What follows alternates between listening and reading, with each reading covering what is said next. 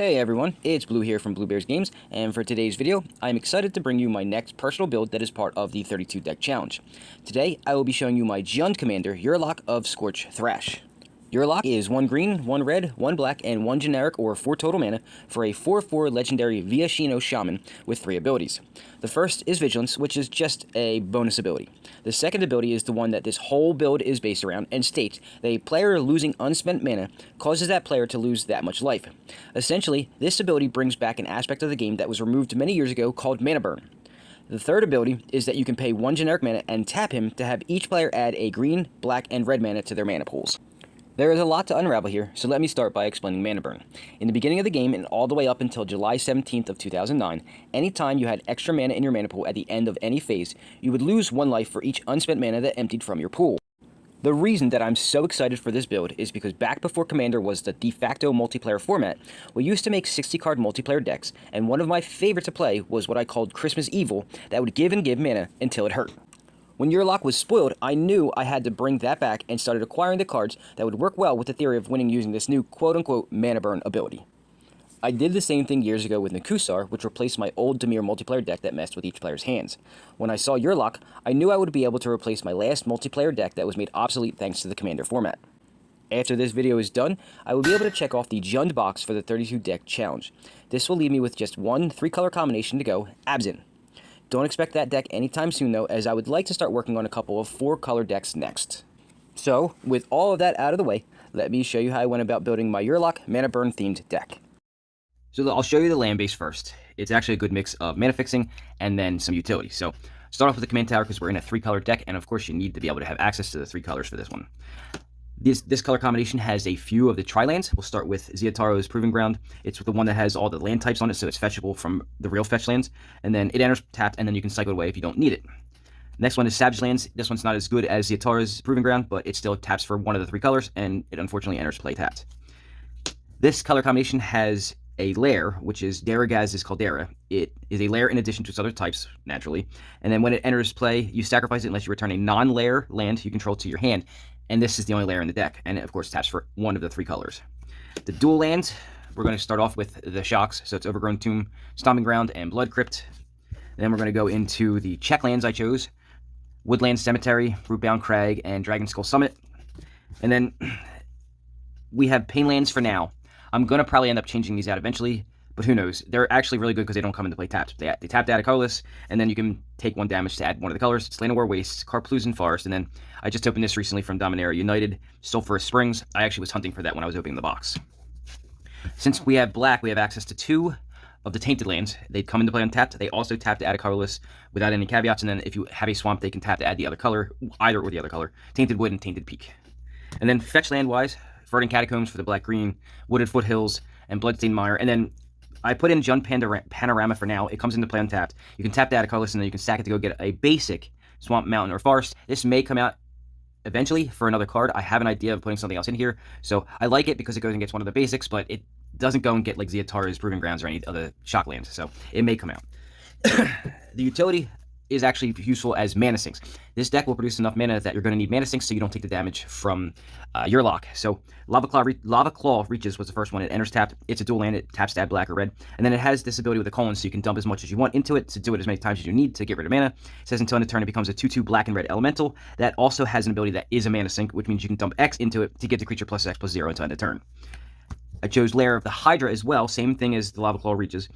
If you control 2 or more other lands, it comes into play tapped. So it's a fast land style of land. So the less lands you have, the more likely it's going to come into play untapped. Taps that a green, and then for a green and X, so great mana sink right there. Until end of turn, it becomes an XX Green Hydra. Another mana sink, Crawling Barrens. It comes into play untapped, it taps to add a colorless, and for each 4 you put into it, you can put 2 +1/+1 counters on it, and then it becomes a 0/0 elemental. So you can dump as much mana as you want into this, as long as it equals in intervals of 4, obviously, and you won't take any burn, and you'll actually grow this to the point where it may actually become a win con. And Dark Depths was the last one I used as a mana sink. It's not a full mana sink because you can't continually do it, but it comes into play with 10 ice counters. For each 3 you pay, you can remove one of those ice counters, and then when you do, you sacrifice this, and it becomes a 20/20 black avatar creature with both flying and indestructible. So another possible win con. I have 2 forms of land destruction land in here. I have Strip Mine and Wasteland. I chose both. I wanted more. I wish I had a Dust Bowl. I don't have one. I want to be able to get rid of my opponent's ability to also mana sink, so they don't have options to get rid of that mana. So these are in here so I can get rid of anything that they have that's similar to what I've chosen. And then Reliquary Tower may seem like an odd choice because there will be a lot of card draw, but not enough that I think that this is necessary. But there is a combo in here, not really a combo, a synergy in here that I will show you later when I get to the enchantment section that will make this make more sense. I actually have a bunch of things in here that make it so you have no maximum hand size. So I've got Reliquary Tower to start, and then when I get into further in, I will show you all those. And then the rest is just basic lands. I got 3 forests, 3 swamps, and 3 mountains for now. And I also chose the Zendikar Floor lands because I just happen to have them. The ramp cards I have in here, some of them are pulling double duty, so I'll show you what I got. I start off with a Soul Ring because almost every deck in Commander seems to have a Soul Ring. And actually, this is the Secret Lair version. I liked the picture on that one. An Arcane Signet because it's a 3-color deck and you want access to the right colors and blah, blah, blah. Liquid Metal Torque, so it's 2 to cast, attached to add a colorless, and then you can tap it to have target non-land permanent become an artifact in addition to its other types. I'm using red here and a lot of destruction spells, so I have repeatable artifact removal, so this can turn something into an artifact and I can remove it in some way. I can remove it from the board, or even not from the game though, I can only destroy it. So this is just good utility because it's 2 to cast, so it's better than a lot of other mana rocks and as far as the mana cost goes, and it turns something into an artifact that I can destroy, so it does a lot of good duty, double duty here. Thought Vessel, because again, I mentioned it just a couple seconds ago, no maximum hand size is very important to this deck, and I'll again show you why later. And then, of course, I doubled down on that with the Decanter of Endless Water. It's 3 to cast instead of 2, and does exactly the same thing as a Thought Vessel, but I needed as much as I could. Victory Chimes, it's cute little stuff here. 3 to cast, it untaps during each other player's untap step, and I can tap it to add, to have a player of my choice add a colorless. There will be some mana doublers and triplers in here, so this may end up becoming between 2 and 3 that they may or may not be able to use. Same thing with the Spectral Searchlight, only now it's going to give that player any color that they choose instead of colorless. And Basalt Monolith will round out the last of the mana rocks, or the mana ramp I have in here. Usually I go with green, having stuff that goes and gets lands, but I actually needed the rocks because of their double duty. This one will become an infinite mana combo eventually, and I'll show you all those cards in a little bit. There aren't many creatures in this deck, but what there are is really good utility stuff here. I'll start off with Welder Automaton. This is a mana sink and a win con, both in one card. It's not a very popular card. I don't know why. I think it's great for a lot of things that produce infinite mana. It's 2 to cast for a 2/1, which isn't that exciting, but at least it's cheap. And for every 4 you put into it, which on this one is 1 red and 3 generic, it will deal 1 damage to each opponent. So if you're able to create a lot of mana, especially in things like mirror decks and other decks that do infinite mana, because there's a lot of them out there, it's a good win con because people don't normally see this coming. Silent Arbiter is defense. It's 4 to cast for a 1/5. No more than 1 creature can attack each combat, and no more than 1 creature can block each combat. So it limits how much damage can get through for strategies that involve combat. Magus of the Candelabra, it's 1 to cast 1/2, and you pay X and tap it to untap X lands. So there is a card out there called Candelabra of Tonos. I wish I had that still. I had it a long time ago. I wish I never got rid of it. So this benefits you because you can actually combo with this a little bit easier. When you have things that make lands tap for more than 1 mana, you can actually use this to tap and untap them. It's the same theory of the High Tide deck that was done for, I believe it was Standard, or was it, I think, Extended back in the early 2000s. It's good utility because it can actually generate a lot of mana when you can't go infinite. Shizuko, Caller of Autumns, it's a 3 to cast 2/3. At the beginning of each player's upkeep, that player adds 3 green to his or her mana pool. The next line, which says this mana doesn't cause mana burn, doesn't exist anymore because mana burn is not a function of the game. So you can ignore that. And until end of turn, this mana doesn't empty from a player's mana pool as phases end, which means that this mana carries over for each phase, and then at the end of turn, it will go away if it wasn't used. Dose in the Falling Leaf is to limit your opponent. It's 3 cast 2/2, and players can play spells only during their own turns. That's the limit. So when I'm on my turn, because this is my deck, so when I'm on my turn, I want to limit the amount of interactions that players can do with me. I don't want them countering my stuff or any of that. Maybe at instant speed destroying one of my creatures or artifacts that's useful or helpful. So that limits that, but only for spells, not for abilities. Keeper Progenitus, it will help not double, but it will be additive to my mana pool. It's a 4 to cast 1/3. And this works for all players. This is a group huggy style of card. Whenever a player taps a mana, forest, or plains for mana, that player adds 1 mana to their mana pool of any type that land produced. So it's group hug style because it helps everybody until Yurlock is out, and then they can't spend the mana. Anyway, next up, Nyx Bloom Ancient. This is a combo piece. It is a 7 to cast 5/5 trampler. The 5/5 is good because it can take a lot of damage, so it can't just be removed from the board from damage easily. However, this is a combo piece. This will not be for combat because it says if you tap a permanent for mana, it produces 3 times as much of that mana instead. So that's what I was talking about with the Spectral Searchlight and the other one that taps to add a mana to somebody else's that I choose, because it can actually now give 3. So good combo piece. It works very well in this deck for getting you to infinite, because when you tap Yurlock, he will now produce 9 mana, and then if you only have a way to untap him, he'll be able to do it infinitely, which that will be coming up. Belby Corrupted Observer is a 2 to cast 2/2 that may come out. It's in here for the cute, like it adds mana, extra mana. It says at the beginning of each player's post-combat main phase, that player adds 2 colorless for each of your opponents that lost life this turn. And I'm not really sure that this card is going to do well. I've got more testing to do, but this card may come out. And the same thing with Klothys, God of Destiny. Still testing some things out. It's a 30 cast 4/5. It's a god, so it's indestructible. It has a devotion to it, so it's either an enchantment if your devotion isn't enough, or it's an enchantment creature if it is, and it's 7 green or red. And it says at the beginning of your pre-combat main phase, exile target card from a graveyard, and if it was a land card, you add a red or green. Otherwise, you gain 2 life, and Klothys deals 2 damage to each opponent. I want this to, I don't know if it's going to work the way I'm hoping it does, but it's to help whittle down opponents' life totals slowly, so you're not a target, but you're still dealing damage to people. So, and those are the creatures that I chose so far. Some of them may change. The instants and sorceries of this deck are mostly destroying things, and then a couple of searchers. So I'll show you what I got here. We start off with Black Sun Zenith. It's 2 black and X to put X -1/-1 counters on each creature, and then you shuffle it back in so it's reusable later. I went with stuff that I could get rid of indestructible things, because you just never know what you're going to find, and putting -1/-1 counters on things that are indestructible kills them, but it also kills things that aren't indestructible. So I wanted that, and then I doubled up with Toxic Deluge. It's 30 cast, and then an additional cost you pay X life, and then all creatures get -X, whatever the life you paid into it. Deadly Relic is the free exile creature card that is being reprinted in Commander Masters. It's 4 to cast normally, but if you control your commander, it's actually free, and it just exiles a creature. Free is good in my book. Damnation, good board wipe. I actually bought 4 of the Seven McKinnon Secret Lairs because this is my favorite picture of Damnation so far. Anyway, it's a Wrath of God for black. It literally is just a black Wrath of God, but the picture is why I got this version. And foil, of course. Targeted removal. We've got Dreadbore. It destroys a creature or a planeswalker for 2. Erupt Decay for 2 again. It can't be countered, and destroys a non-land permanent with converted mana cost 3 or less. Assassin's Trophy destroys a permanent. Make sure it lets your opponent go search for a basic land, but being able to destroy any permanent on the board is actually quite powerful. The Devil. It's 3 to cast instead of 2. It destroys an artifact, a creature, or a planeswalker. Shattering Blow. It's 1 red and then replicates for a red, meaning that you can copy it for as many times as you pay red into it, and it destroys an artifact. By Force. Destroys X target artifacts. Vandal Blast, it can destroy a target artifact, or if you overload it, it can destroy all artifacts that you don't control. And then my shotgun here, my little pea shooter, if you will, the buybackable ability to destroy artifacts that goes with the Liquid Metal Twerk. It's 2 to cast, and you can flash it back for 3, and it destroys an artifact. And the reason why I have so much artifact removal in here is because I just want to get rid of mana sinks, and a lot of good ones are artifacts. Calming Verse destroys all enchantments that you don't control. And then if you control an untapped land, destroy all artifacts that you control. So I want to mention that this card was created when mana burn was actually a thing, so people weren't as likely to tap out as they are now. So they took that little aspect out of the game, making this card a little bit better because it doesn't matter if you tap out. Yes, it matters against things that are counter magic heavy or stuff like that, but you can actually save all of your enchantments, and this deck is a heavy enchantment based deck. And then you can destroy everybody else's that may be either mana sinks or maybe controlling the board.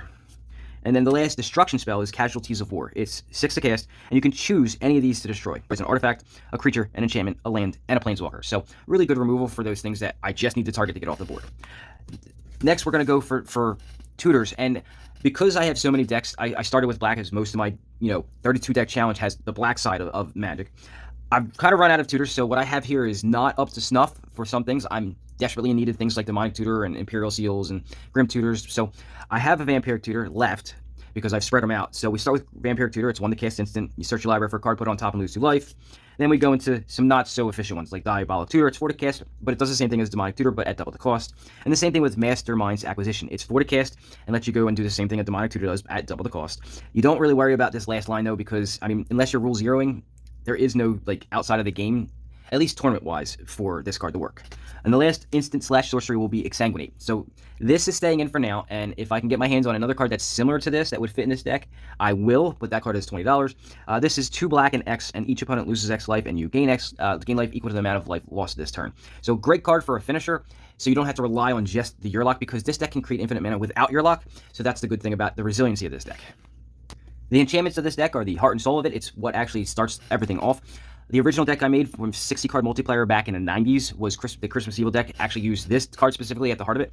When you could have 4 of these out, it actually became quite, annoying to have all the mana, but Eldomir's Vineyard, it's 1 to cast at the beginning of each player's. It's now states pre-combat main phase, they add 2 green to their mana pool. That's how it's been reworded. Heartbeat of Spring, it's 3 to cast. Whenever player taps a land for mana, that player adds 1 mana of that type that the land produced. So now, instead of it tapping for 1, it could tap for 2, or if it tapped for 2, it can now tap for 3. There's another card just like this that'll come up in a little bit. Rites of Flourishing, it's 3 to cast. At the beginning of each player's draw step, they draw an additional card, and each player may play an additional land on each of their turns, so group hug style. Leyline of Abundance, it's 4 to cast, but if it's in your opening hand when you start the game, you can just put it on the battlefield for free. Whenever you tap a creature for mana, it adds an additional green, or actually that creature adds an additional green. The cool thing about this is with Yurlock, that's partially a infinite mana combination. It's not the only way to do it in this deck, but it's one way. And then it also, the cool part is it's a mana sink for all that mana that you will be producing. So for 8, which is a lot, but this deck can produce a lot of mana at some point, so you need to be able to sink some of it somewhere. You can put a +1/+1 counter on each creature you control, and because it doesn't target a creature, you can do it even if you have no creatures on the board. Dictate of Karamicha is 5 to cast, has flash, so it can be cast at any time you can cast an instant, and whenever a player taps a land for mana, that player adds 1 mana to his or her mana pool of any type that land produced. So if it tapped it for 1 green, it now taps for 2, and so on and so forth. Recycle is the card that I was talking about earlier with the no maximum hand size. This has been reworded just a little bit. You still skip your draw phase. Whenever you play a card, you draw a card, and that's key. Play a card means that you don't have to cast it when you play it. So when you cast a spell, yes, you get to draw a card, but when you play a land, you also get to draw a card. And the last line has been changed, so it's not discard, it's no longer during your discard phase, choose and discard all but 2 cards. It's been changed to your maximum hand sizes too, and that's important because when you have something in play that, I'm sorry, let me rephrase that. It's time-stamped order with this and the cards that give you no maximum hand size. No maximum hand size. What that means is, if this card is in play first, your maximum hand size is 2. Then if you play something like the Reliquary Tower or the Decanter, your maximum hand size now is changed to no maximum hand size, and it negates this last line. Okay, so if you play it in reverse and you have something in play like the Reliquary Tower and then you play Recycle, you now are reduced to 2 because the rules state that these, if anything alters your hand size, it's in timestamp order. So it's a cool little, it's not a combo, it's kind of synergy more likely because combos usually win games, and this isn't going to win you the game, but it's definitely going to get you there if you need cards, because every time you play something, you will draw a card. So cool little interaction I wanted to have in here just because I've had Recycle since Tempest came out, and I've been wanting to play it in something that could get around that rule. Next is Mana Reflection, 6 to cast. If you tap a permanent for mana, any permanent, it produces twice as much of that mana instead. So with Yurlock, if this is out, you'll tap it to add 6. Anything that taps to add 1 will add 2. If it adds 2, will add 4, and so on and so on. And it's a permanent, which is important. Tainted Aether and the next couple cards are going to be group Slug style cards. It's 4 to cast enchantment. This is whenever a creature comes into play, its controller sacrifices a creature or land. Very group Slug. Painful Quandary. Whenever an opponent casts a spell, that player loses 5 life unless they discard a card. Just reprinted, by the way. Really good card. This needs a reprint. Polluted Bonds. 5 to cast. Whenever a land comes into play under an opponent's control, that player loses 2 life and you gain 2 life. So all group Slug stuff. Wound Reflection. 6 to cast. At the beginning of each end step, each opponent loses life equal to life that they lost this turn. This may or may not come out depending on how it functions, but I'm going to try it. Power Surge actually has a wall of text here, and it's been changed. Basically, what it comes down to is, at the beginning of each player's turn, if they have an untapped land, they take damage for each untapped land. That's what it's been changed. I'm going to actually have the new wording next to the card here, so that you can see how it's worded now. This no longer puts counters on things. Back then, that's what they did, was they put counters on things as reminders. Smoke. No player may untap more than 1 creature during his or her untap phase. This is to help stave off, like, go wide decks or combat-based themes decks. It's to help keep you alive longer. Citadel of Pain. At the end of each player's turn, Citadel of Pain deals X damage to that player, where X is the number of untapped lands he or she controls. So a little bit more of confusion for everybody. They don't know what they have to do and what they can't do. So some people just tap out, add a whole bunch of mana, and hope to use it, and then take some burn if they can't from Yurlock. Price of Glory. It was to help so that people don't think before they play anything during anybody else's turn, specifically counter magic. It's 3 to cast. Whenever a player taps a land for mana during another player's turn, destroy that land. So it kind of dissuades people from countering stuff just because losing their own resources, people just don't like doing that.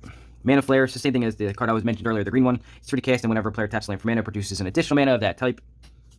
War's Toll. It's 4 to cast. Whenever an opponent taps a land for mana, tap all lands that player controls. And then whenever, if a creature an opponent controls attacks, all creatures that opponent controls attacks if able. Some more confusion stuff. It's group Slug and Hug at the same time. Overabundance. 3 to cast. Whenever an opponent taps a land for mana, that player adds 1 additional mana to his or her mana pool of the same type. And then Overabundance deals 1 damage to them. So it hurts to use your own mana. And that's for everybody. That's group Slug. The last card I got in here is actually a dual use. So it's 3 cast. At the beginning of your upkeep, you exile the top card of your library. During your turn, if an opponent lost life this turn, you may play any card exiled with Theater of Horrors. So it helps you dig through your deck because you draw a card, unless of course you have Recycle out. And then you get to exile one that you can play as long as you've done a damage. Now, it's also the mana sink, which plays well with Theater of Horrors, because it says Theater of Horrors deals 1 damage to target opponent or planeswalker. So you can deal damage to somebody just to be able to play the cards, but it's a mana sink. So for every 4 you put into it, you can actually use this as a win con. It's most likely not going to be the win con that you do use, but it can be used if you need to. The last section that I'm going to show you will be the artifacts for the deck. There are no planeswalkers in the deck simply because I couldn't find any that fit the theme well for the colors. So I'll start off with Helm of Awakening. This was actually a 4 of in my original Christmas Evil deck because it made it so that nothing cost, every spell cost basically nothing, and people had extra mana stuck in their mana pool, so they would take the burn. Mana burn doesn't exist, like I've said. Now it's Yurlock that will be doing it. So Helm of Awakening is 2 to cast and makes all spells 1 generic less to play. This is very group hug style. They just, unless they're aware of what Yurlock does, they think it's a group hug deck until the mana starts to hurt. Crawl Space, defense card, 3 to cast. No more than 2 creatures can attack me each combat. So that leaves it open for your opponents to attack each other. It's kind of political where if they're not able to attack me and they're a combat-based deck, they want to attack somebody. So coming at me would probably, it'll be harder to do, not impossible. Mana Web, the wording here has changed. It now just basically says whenever a player taps, it's whenever an opponent, not target opponent. That's the big change that was made for this card. It's whenever an opponent taps a land for mana, they must tap all lands that can produce the same color of mana. That's all it says now. Staff of Domination is a really good mana sink. It's one of the best, if not the best. 3 to cast, you can pay 1 anytime to untap it. Then you can pay 2 and tap it to gain a life, 3 and tap it to untap a creature, which goes great with Yurlock because then you can infinite mana out. 4 and tap it to tap a creature. You can tap down your entire opponent's creatures, all your opponent's creatures. Or 4 and tap it to draw a card, which means you can dig for the answers you need. And if you have enough mana to do so, or infinite mana but you don't have a win con, you can use this to go and get it. Because this is not a win con per se. This card isn't the win con. It's a utility card to get to your win con because you can gain infinite life and you can tap all of your opponent's creatures, but you can't actually deal damage. You can draw into your win con though with this one. Gemstone Array, it's not a mana rock. I was originally going to put this in with the ramp section, but it actually doesn't tap to add any mana, so it's not really ramp. It's a 4 to cast artifact that you can pay 2 as many times as you want to put a charge counter on it. And then at any time, you can remove a charge counter to add 1 mana of any color. So it's mana fixing, not really ramp, but it's also the best mana sink in this deck because you can dump any extra mana you have at the end of any turn so you don't take any damage from Yurlock, and you can then use that later, that mana, to do whatever you need because it can be any color you want. It's a great card for this deck. Turgid's Lantern is actually just Turgid, God of Fright on the front, but I will never use that for this deck. This deck will only use the Lantern side. It's 4 to cast. You can tap to have target player lose 3 life, unless they sacrifice a non-land permanent or discard a card. It's in here for the mana sink, though. It's 4 to activate, and you can untap it anytime at instant speed. So, it's a mana sink, and possibly a win con. If you have infinite mana, but you don't have any other way to deal damage, this is a good way to do it. Swiftfoot Boots protects Yurlock. It gives it hexproof and haste. I chose Hexproof because the next couple of cards will have to target it to get infinite mana instead of using Lightning Greaves for Shroud. I don't want to have to switch on and off the... If I don't have another creature in play other than Yurlock, you can't get the equipment off of it, so Shroud would be a detriment, not a benefit. Hexproof, however, always a benefit. Conqueror's Flail, so it's 2 to cast. It gives equipped creature +1/+1 for each color among permanents you control. That doesn't matter except for it just makes somebody bigger. It also doesn't matter what creature this equipment is attached to for the next effect. As long as it's attached to a creature, your opponents can't cast spells during your turn, which means that I can stop people from countering my stuff on my turn because they can't play any spells. Now, they can activate abilities, and there are some creatures that can counter stuff, but for the most part, most people don't play them. They usually play things like Mana Drains and Force of Wills. They can't play them on my turn with this attached to something. Umbral Mantle is the very best key piece to the infinite mana with Yurlock in the deck. It's a 3 to cast equipment that says equipped creature has pay 3 to untap it, and this creature gets +2/+2 until end of turn, and it equips for 0. So you're tapping Yurlock to add mana, then you're untapping it to tap it again and untap it, and so on and so forth. You do need something that makes Yurlock produce more than 3 for that to be infinite.